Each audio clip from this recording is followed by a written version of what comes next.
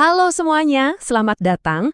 Oke, hari ini kita bakal langsung ngebedah sebuah topik yang jujur aja bener-bener luar biasa.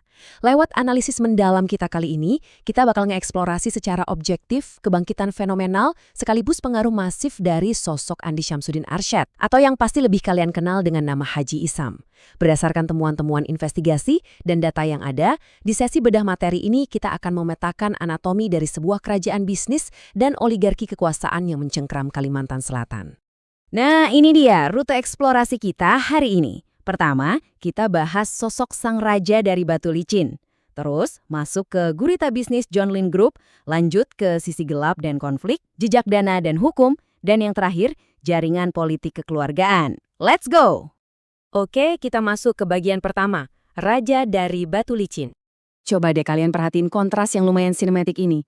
Bayangin, di satu sisi, Haji Isam ini benar-benar mulai semuanya dari nol. Dulu dia itu kerja keras jadi supir truk pengangkut kayu, tukang tebang pohon, bahkan sempet narik ojek. Tapi, coba lihat transformasinya sekarang. Dia menjelma jadi sosok yang dijuluki Raja Batubara yang nyaris tak tersentuh. Lompatan nasib yang kayak gini nih yang jadi pondasi kekuatan empirisnya di hari ini. Nah, yang bikin menarik, di mata publik sosoknya ini tuh bener-bener dihormati banget. Kenapa? Karena dia punya citra sebagai dermawan besar.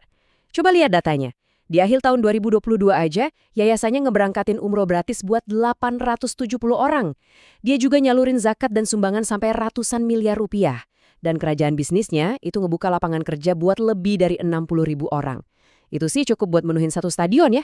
Saking berpengaruhnya, di tahun 2021, Presiden Jokowi sampai terbang khusus ke Kalimantan Selatan buat ngeresmiin pabrik biodieselnya secara langsung. Reputasi positif ini, suka nggak suka, akhirnya jadi semacam tameng buat berbagai manuver bisnisnya. Lanjut ke bagian 2, gurita bisnis John Lynn Group.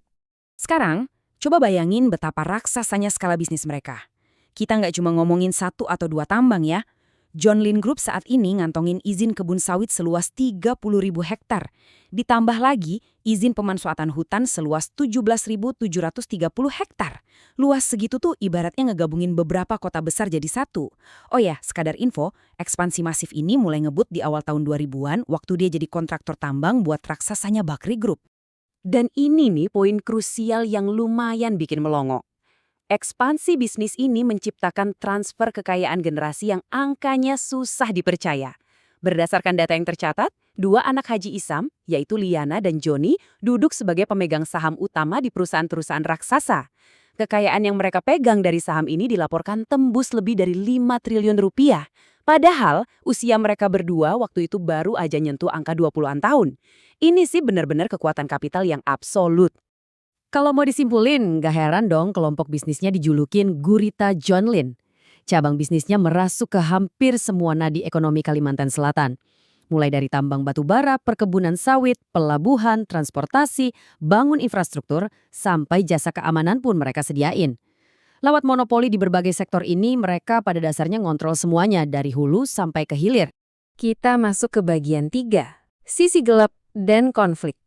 Mari kita lihat laporan ini dengan kacamata netral. Di pertengahan 2017, sempat meledak sengketa lahan besar antara PT MSAM miliknya Haji Isam melawan kompetitornya, PT Silo. Laporan menyebutkan bahwa operasi PT MSAM ini dikawal ketat oleh pasukan Brimob.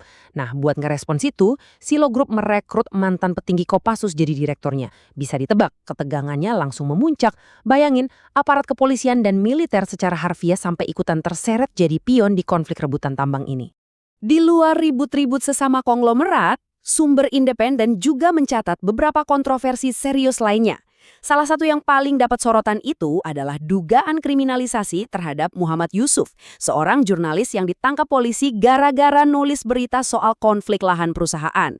Terus ada juga laporan soal gesekan dengan masyarakat adat Dayak dan isu penggusuran tanah warga lokal. Lalu ada satu lagi kasus yang lumayan kelam di tahun 2004. Ini terkait pembunuhan seorang guru olahraga yang sebelumnya memprotes kegiatan perusahaan batubara. Sebagai informasi yang berimbang, kita harus sampaikan bahwa pelaku pembunuhan yang tertangkap, yang merupakan rekan perusahaan, hanya divonis 4 bulan penjara. Tapi ingat, dalam sebuah wawancara eksklusif tahun 2010, Haji Isam dengan sangat tegas dan konsisten membantah segala bentuk keterlibatannya dalam kasus tersebut. Lanjut ke bagian 4, jejak dana dan hukum. Fakta yang cukup mengejutkan muncul di Oktober 2014.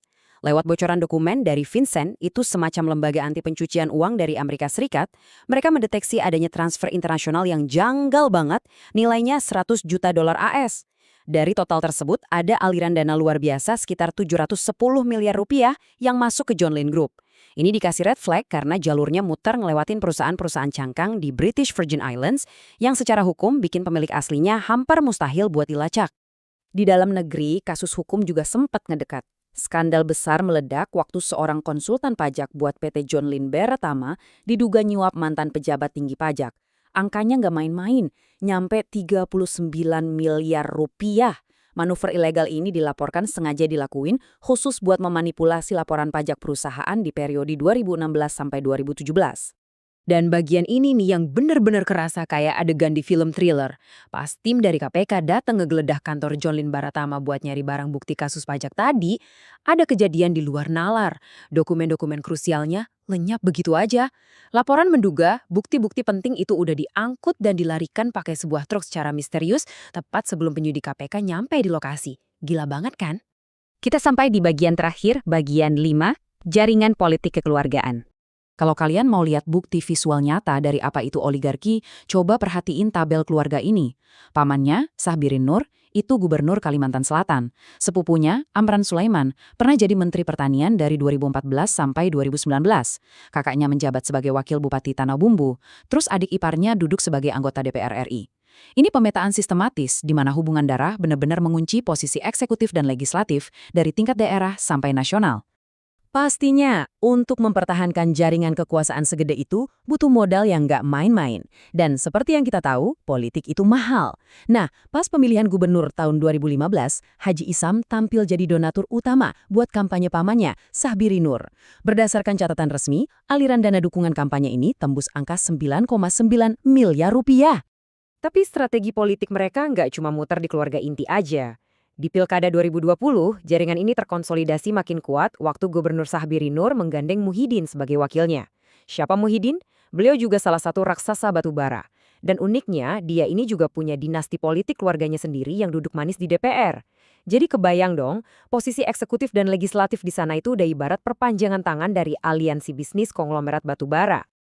Yang mana membawa kita pada satu kesimpulan brilian dari laporan ini. Kutipannya bilang, penguasa dan pengusaha selalu berjalan beriringan menuju satu hilir yang sama, uang dan kekuasaan. Ini bukan kebetulan semata, teman-teman. Ini adalah anatomi utuh dari sebuah simbiosis mutualisme yang memang didesain supaya kepentingan modal dan wewenang politik bisa ngopi bareng di satu meja yang sama. Jadi, setelah kita sama-sama ngebedah anatomi kekuasaan ini, ada satu pertanyaan gede yang harus banget kita renungin. Ketika kekuatan uang tanpa batas dan kekuatan politik udah berkelin dan sedalam ini, terus gimana dampaknya buat masa depan demokrasi di wilayah tersebut? Apakah akuntabilitas itu masih ada artinya? Atau hukum ke depannya cuma bakal jadi aksesoris pelengkap buat oligarki? Pikirkan baik-baik. Jadikan informasi ini sebagai bahan buat kalian terus berpikir kritis. Terima kasih banyak udah ngikutin sesi eksplorasi mendalam kita hari ini, dan sampai jumpa di analisis-analisis seru berikutnya.